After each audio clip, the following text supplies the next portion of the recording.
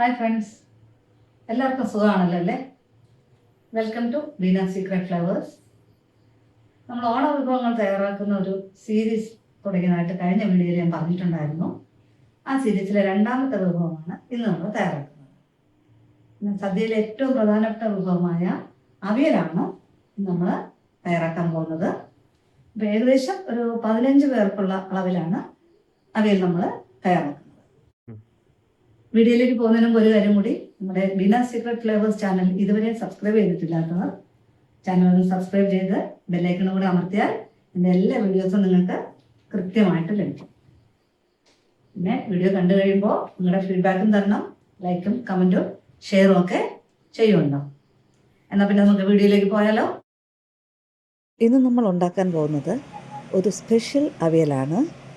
ഓണസദ്യയിൽ നമുക്ക് ഒഴിച്ചുകൂടാൻ പറ്റാത്ത ഒരു ഐറ്റം കൂടിയാണ് അവിയൽ. അവിയലിൽ ഏകദേശം എല്ലാ പച്ചക്കറികളും നമുക്ക് ചേർക്കാൻ സാധിക്കും. എന്നാലും ദേശവ്യത്യാസം അനുസരിച്ച് ചേരുവകളിൽ ചില വ്യത്യാസങ്ങളൊക്കെ വരാറുണ്ട്. നമ്മളിവിടെ തിരുവിതാംകൂർ സ്റ്റൈലിലാണ് കറികൾ ഒരുക്കുന്നത് കേട്ടോ. അപ്പോൾ ഇതിന് എന്തൊക്കെ പച്ചക്കറികളാണ് വേണ്ടതെന്ന് നമുക്ക് നോക്കാം. ഞാനിവിടെ വെള്ളരിക്ക, പടവലം, മുരിങ്ങയ്ക്ക, ക്യാരറ്റ്, ചേന, ചേമ്പ്, ഏത്തക്കായ്, തടിയൻകായ്, കുമ്പളമൊക്കെ എടുത്തിട്ടുണ്ട്. അവിയലിൻ്റെ കഷ്ണങ്ങൾ നമുക്ക് നീളത്തിലാണ് അരിയേണ്ടത്. ഇപ്പം ഇതാ നമ്മൾ കഷ്ണങ്ങളൊക്കെ ഇവിടെ അരിഞ്ഞെടുത്തിട്ടുണ്ട്. എല്ലാം പ്രത്യേകം പാത്രങ്ങളിൽ വെച്ച് നിങ്ങളെ കാണിക്കാൻ വേണ്ടി മാത്രമാണ്. കത്തിരിക്കായും ഏത്തക്കായും അരിയുമ്പോൾ കുറച്ച് മഞ്ഞൾപ്പൊടിയിട്ട് വെള്ളത്തിലിട്ട് വെച്ചാൽ കറ വേഗം പോയി കിട്ടും. ചെറിയ ഉള്ളിയും വെളുത്തുള്ളിയും ഒരു 4-5 അല്ലി വീതം മതി കേട്ടോ. മുരിങ്ങയ്ക്കായി ഞാനിവിടെ 2ആയി കീറിയെടുത്തിട്ടുണ്ട്. ഇനി ഒരു മൺചട്ടിയോ കടായോ എടുത്ത് അതിലൊരു 1.5 ടേബിൾ സ്പൂൺ വെളിച്ചെണ്ണ ഒഴിച്ചു കൊടുക്കാം. ഇനി ഒരു ബ്രഷ് കൊണ്ട് ചട്ടിയുടെ ഉൾഭാഗമൊക്കെ നമുക്ക് നന്നായിട്ട് സ്പ്രെഡ് ചെയ്ത് കൊടുക്കാം. അടുക്കി പിടിക്കാതിരിക്കാനാണ് ഇങ്ങനെ ചെയ്യുന്നത്. നമ്മുടെ കറികളൊക്കെ മൺപാത്രത്തിൽ വെക്കുമ്പോൾ രുചിയും കൂടും, ആരോഗ്യത്തിനും ഏറ്റവും നല്ലതാണ്. അപ്പോൾ നമുക്കിനി കഷ്ണങ്ങൾ ഓരോന്നായിട്ട് ഇട്ട് കൊടുക്കാം. ആദ്യം ചേനയാണ് ഇട്ട് കൊടുക്കുന്നത്, പിന്നെ ചേമ്പ്, കായ, കത്തിരിക്ക, അങ്ങനെ എല്ലാ പച്ചക്കറികളും ഇട്ട് കൊടുക്കാം. ഇനി നിങ്ങളുടെ കയ്യിൽ ഇത്രയും പച്ചക്കറികൾ ഇല്ല എങ്കിൽ ഇതിലും വളരെ കുറച്ച് പച്ചക്കറികൾ മാത്രം ചേർത്തും അവിയൽ നല്ല ടേസ്റ്റായിട്ട് വെക്കാം. ചിലരൊക്കെ നമ്മുടെ നീളൻ പയറും ഇതിൽ ചേർക്കാറുണ്ട്. എൻ്റെ കയ്യിൽ അതില്ലാത്തതുകൊണ്ട് ചേർത്തിട്ടില്ല. അപ്പോൾ ഇതാ നമ്മൾ അവസാനമായിട്ട് മുരിങ്ങയ്ക്ക, പച്ചമുളകൊക്കെ ചേർത്ത് കഴിഞ്ഞു. ഇനി കുറച്ച് കറിവേപ്പില കൂടി ചേർത്ത് കൊടുക്കാം. ഇനി നമുക്ക് 1 ടീസ്പൂൺ മഞ്ഞൾപ്പൊടി ചേർത്ത് കൊടുക്കാം. ഇനി ഇതിപ്പോൾ നമുക്കൊരു സ്റ്റൗ കത്തിച്ച് അടുപ്പിലേക്ക് വെച്ച് കൊടുക്കാം. ഇനി ഇതൊരു 2 മിനിറ്റ് നന്നായി ഇളക്കി കൊടുക്കണം. നമ്മൾ ആദ്യം ഒഴിച്ചു കൊടുത്ത വെളിച്ചെണ്ണയും പച്ചക്കറിയുമായിട്ടൊക്കെ ഒന്ന് മിക്സ് ആവാൻ വേണ്ടിയാണ്. ഈ സമയത്ത് ഫ്ലെയിം എപ്പോഴും ലോയിൽ തന്നെ ആയിരിക്കാൻ ശ്രദ്ധിക്കണം, അല്ലെങ്കിൽ അടുക്കി പിടിക്കും. ഇനി നമുക്കിതിലേക്ക് ആവശ്യത്തിനുള്ള ഉപ്പ് ചേർത്ത് കൊടുക്കാം. ഞാനൊരു 1.5 ടീസ്പൂൺ ഉപ്പ് ചേർത്ത് കൊടുത്തിട്ടുണ്ട്. അതിൻ്റെ കൂടെ തന്നെ നമുക്ക് വെള്ളം ചേർത്ത് കൊടുക്കാം. ഞാനിവിടെ ഒരു 1.5 കപ്പ് വെള്ളമാണിപ്പോൾ ചേർത്ത് കൊടുത്തിട്ടുള്ളത്. ഇനി നമുക്ക് നന്നായി മിക്സ് ചെയ്യാം. വെള്ളം കഷ്ണങ്ങളുടെ മുകളിൽ വരേണ്ട ആവശ്യമില്ല, അത്രയുമായ ചിലപ്പോൾ ഇത് വെന്ത് കുഴഞ്ഞു പോകും. അപ്പോൾ നമുക്കിനി ഇത് അടച്ചു വെച്ച് കൊടുക്കാം.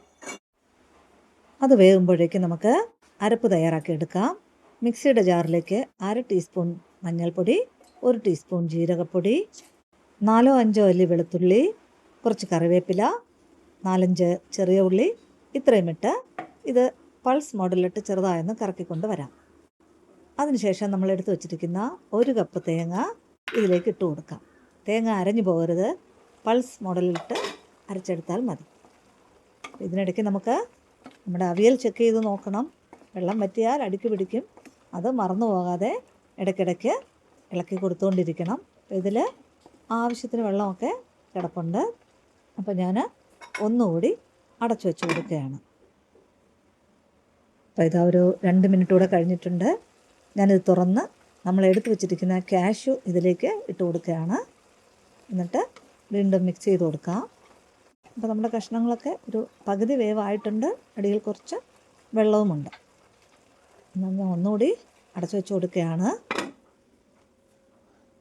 വീണ്ടും ഒരു 2 മിനിറ്റ് കൂടി കഴിഞ്ഞിട്ടുണ്ട്. ഇപ്പോൾ ഇതാ നമ്മുടെ വെള്ളമൊക്കെ ഏകദേശം വറ്റാറായി വന്നിട്ടുണ്ട്. കഷ്ണങ്ങൾ പകുതി വേവായി കഴിഞ്ഞു.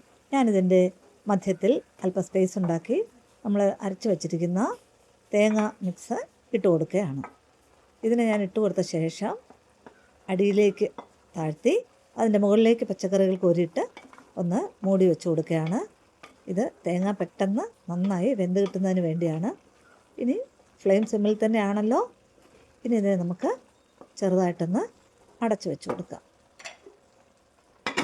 ഇത് വേകാൻ അധികം സമയമൊന്നും വേണ്ട. എല്ലാം കൂടി ഒരു 10-12 മിനിറ്റേ എടുത്തിട്ടുള്ളൂ. പെട്ടെന്ന് തയ്യാറാക്കുന്ന ഒരു വിഭവം തന്നെയാണ് അവിയൽ.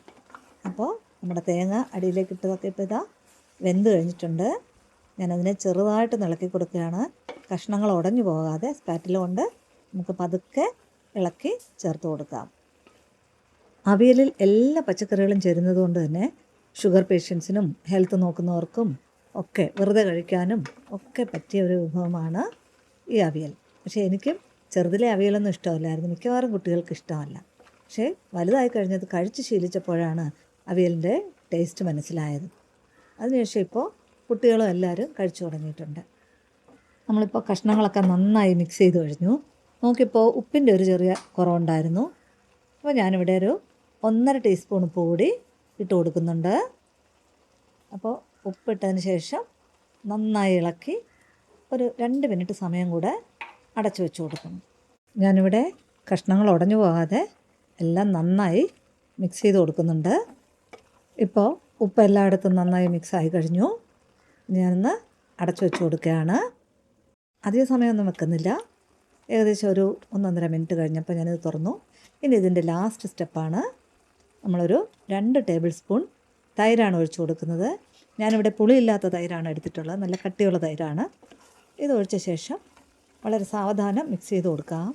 തൈര് ചേർക്കുമ്പോൾ നമ്മുടെ അവിയലിൻ്റെ ടെക്സ്ചർ തന്നെ അങ്ങ് മാറും. കാണാനും നല്ല ഭംഗിയാണ്. ചിലരൊക്കെ തൈരിന് പകരം പച്ചത്തക്കാളിയോ പച്ചമാങ്ങയോ ഇട്ട് അവിയൽ വെക്കാറുണ്ട്. വടക്കൻ കേരളത്തിലാണെങ്കിൽ പുളി ചേർത്ത് അവിയൽ വെക്കും. പക്ഷേ എനിക്കത് ഇഷ്ടമല്ല. അപ്പോൾ അവിയലിൻ്റെ നിറം തന്നെ മാറിപ്പോകും. ഈ ഒരു വെള്ള ഇങ്ങനെ നിറത്തിൽ കാണാനാണ് എനിക്കിഷ്ടം. അതുകൊണ്ട് ഞാനെപ്പോഴും തൈര് തന്നെയാണ് ചേർക്കാറുള്ളത്. അപ്പോൾ നമ്മുടെ അവിയൽ റെഡി ആയിക്കഴിഞ്ഞു. ഇതിൻ്റെ മുകളിലേക്ക് കുറച്ച് കറിവേപ്പിലയും ഇട്ട് കുറച്ച് വെളിച്ചെണ്ണ കൂടി ഒഴിച്ചു കൊടുത്ത് നമുക്ക് സ്റ്റൗ ഓഫ് ചെയ്ത് വെക്കാം. ഇപ്പോൾ ഇതാ നമ്മുടെ സദ്യ അവിയൽ റെഡി ആയിക്കഴിഞ്ഞു. അധികം മസാലയോ എണ്ണയോ ഒക്കെ ചേരാത്ത അവിയൽ നമ്മുടെ ചെറിയ കുഞ്ഞുങ്ങൾക്ക് ഇതിലെ കഷ്ണങ്ങളെടുത്ത് ചോറിലൊക്കെ ഉടച്ചു കൊടുക്കാനും ഏറ്റവും ഹെൽത്തി ആയിട്ടുള്ളതാണ്. അവിയൽ ഇരുന്ന് കഴിയുമ്പോൾ ഒന്നുകൂടി കട്ടിയാവും. അപ്പോൾ അതനുസരിച്ച് വേണം ഇതിൻ്റെ വെള്ളമൊക്കെ നിങ്ങൾ ഒന്ന് നോക്കി ഓഫ് ചെയ്യാൻ. അപ്പോൾ നിങ്ങളും ഇത് ചെയ്ത് നോക്കി എനിക്ക് ഫീഡ്ബാക്കൊക്കെ അയച്ചു തരണം. പുതുതായി പാചകം പഠിക്കുന്നവർക്ക് ഇത് ഉപകാരപ്പെടുമെന്ന് വിചാരിക്കുന്നു. അപ്പോൾ നമ്മൾ ഓണസദ്യ സീരീസിലെ അടുത്ത വിഭവങ്ങളുമായിട്ട് ഉടൻ തന്നെ നിങ്ങളുടെ അടുത്തേക്ക് എത്തുന്നതാണ്. അതുവരെ എല്ലാവർക്കും ശുഭദിനം നേരുന്നു. Bye bye.